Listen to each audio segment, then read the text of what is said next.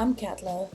I've been playing a lot of Pokopia lately, and I've been feeling very inspired by other creators' custom builds, and so I thought I'd show you around Withered Wastelands and some of the fun things that I also built. A few disclaimers here. I'm absolutely brand new to recording and speaking at the same time, so I apologize if I sound a bit awkward. I'm really trying not to be, but we will see how it goes. Anyhow, so moving from the dock onto the little beach, I just have a couple of cottages here, and then going through this little mountain tunnel, I have my home.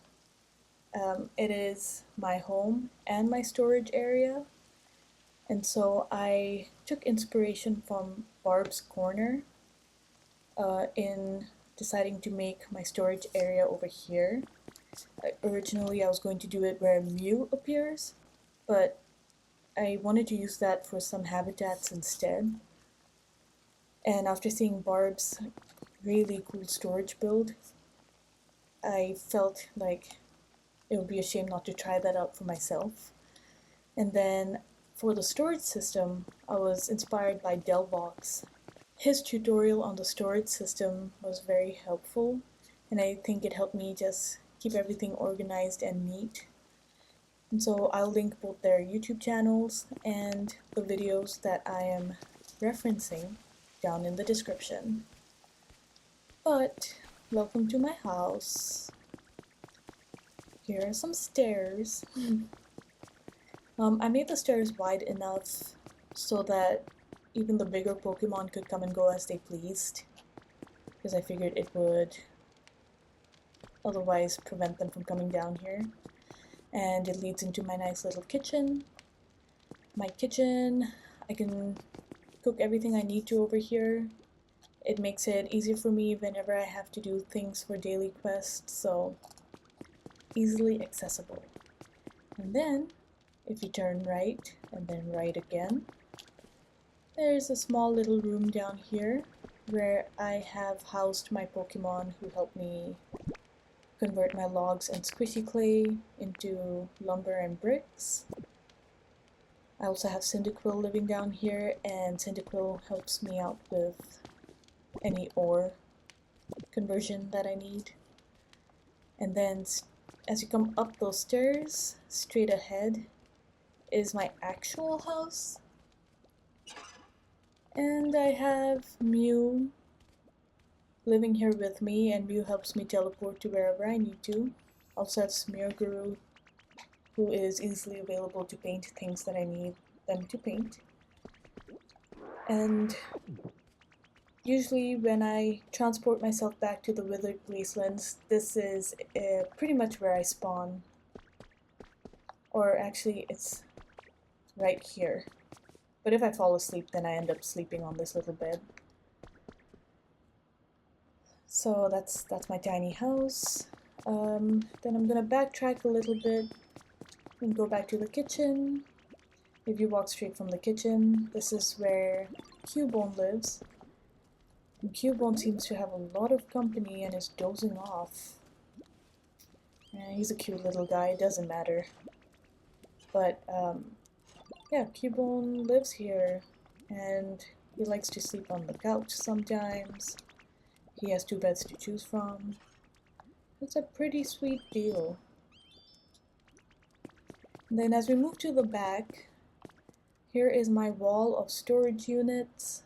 Once again, I got all the inspiration from Delvox for this, and it has been wonderful.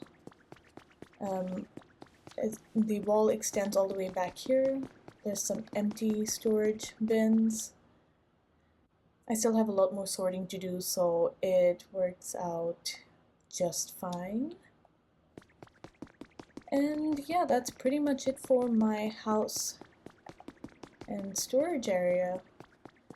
And so I'm gonna move back upstairs and show you guys the rest of my Withered Wastelands build, which is very small. It's still currently a work in progress.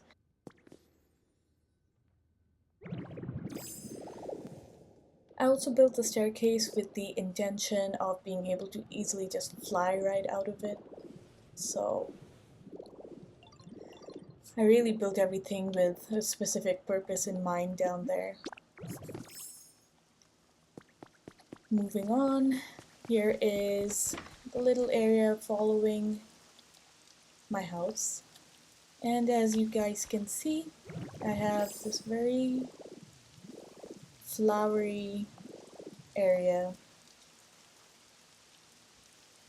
I really just love the flowers, so I kind of plop them down wherever I can. Another thing I really like doing is placing lights in the water. It just makes the water look more magical, and the flowers give it a cute little touch too. So I pretty much just do that wherever I can. And then moving on into the main area, I'm gonna take a small little detour to the right, the left, wait, no, uh, left. A little detour to the left. And when we go up here, I have some houses. I have a lot of vine that I need to pick up. But here are some houses, or well, one big house and one small one. And then I definitely have plans of doing something with this area.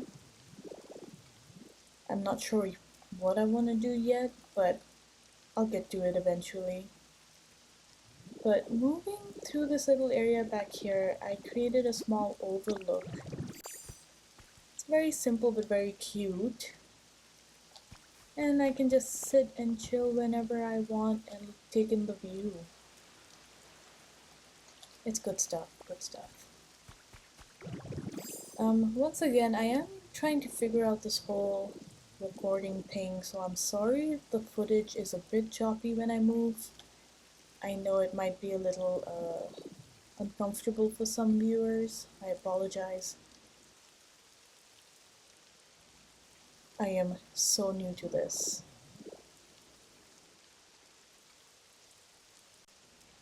But here is an aerial view of the little home and the garden area. And then I have some more homes here and more little tiny houses here. And then if you go around this way, I have the little Chansey garden. And further ahead, I built this little, oh my god, sorry. I built this little, I don't really know what to call it. It's just a little outdoor patio garden, unattached patio garden. Like, I wanted to do something really cozy with this area, so this is pretty much what I came up with. If you go in there, you have the Clefairy statue. I have some storage boxes back here that I realize I need to clear out, but that is also for another day. And then I just have this warm seating area. I have books, I have a little TV. So it's really like a unattached backyard something. Something. And then moving on.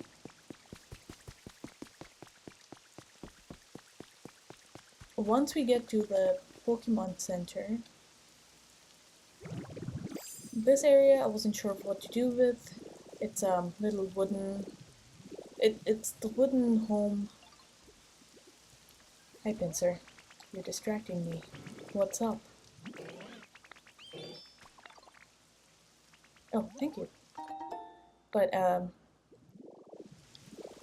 I built this here, and it just looked so boring. So I placed a whole bunch of flowers around it, and then I decided to build upwards and then make a little rooftop picnic area. As you can see, I'm very fond of comfortable places to sit, so this is what it looks like. I'm actually going to go back down and show you the staircase that I built to get to it. If you go past here, here are my pretty stairs, and they do come up here, and it's pretty nice to see them either sitting up here or just kind of running around. So it's definitely one of my favorite pieces that I've built. Another aerial view with all this pretty rain. But as we move on, there are more homes down this way. And as we go up the stairs, I built this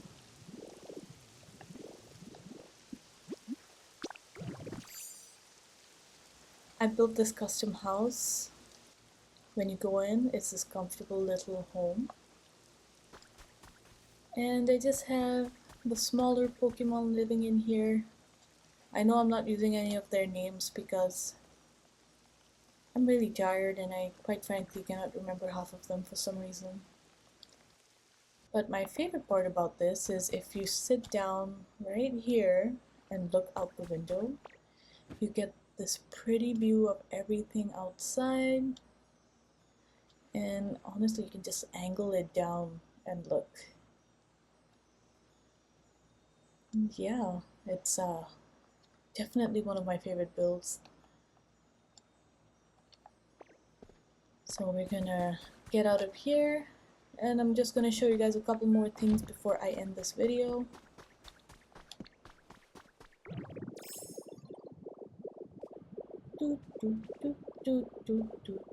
Just making my way downtown. Hey, Charizard. Okay, so here's what I did with the actual spot where Mew appears. I keep, once again, forgetting the names of the areas too. And I built this bigger home for the bigger Pokemon. So Onyx, Charizard, and Magmojar all live down here. I want to spruce up this area a bit more, and I want to extend it and do something fun with this area too. I'm just not sure.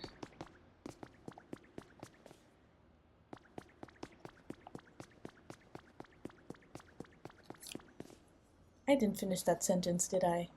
I'm just not sure of what I want to do down there. And finally, this part's pretty simple.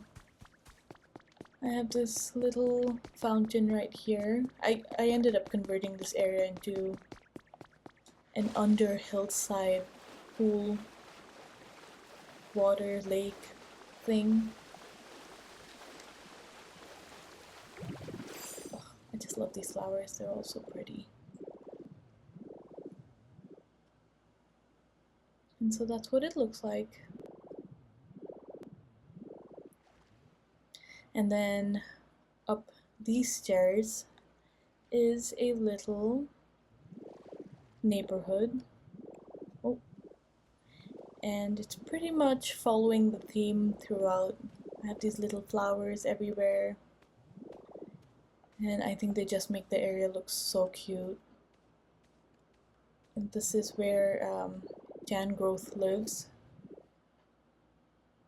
And here are some of the other homes. Not all of them are decorated and full yet, so I'm once again still working on everything. This is just work in progress. And then I just fixed this one up. If I remember correctly, it was just the bare bones. And I wanted to keep it. I thought it looked cute, so I just fixed it up. Oh, sorry, there is no more pee-pee. Need to give Ditto some bread. Now it has all the pee-pee.